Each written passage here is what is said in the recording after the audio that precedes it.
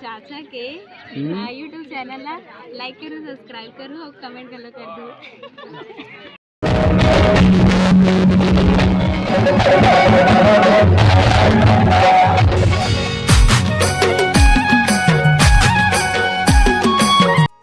जय जोहार जय छत्तीसगढ़ संगवारी हो। आज के नौ ब्लॉग में आप मन के ज़्यादा स्वागत है। तो संगवारी हो आज 25 तारीख है और 25 तारीख के संगवारी हो आज हमारे घर छठी है। तो सोचे संगवारी चलो थोड़ा ब्लॉग बना लेता हूँ, काम धाम भी करना संगवारी। ओखर वजह से मैं पूरा वीडियो तो नहीं बना पाऊँ, तो जितना वीडियो बनाए संगवारी वो आप मन तक के दिखाने का प्रयास करूँ। तो चलो संगवारी अपन बने रहूँ ब्लॉग।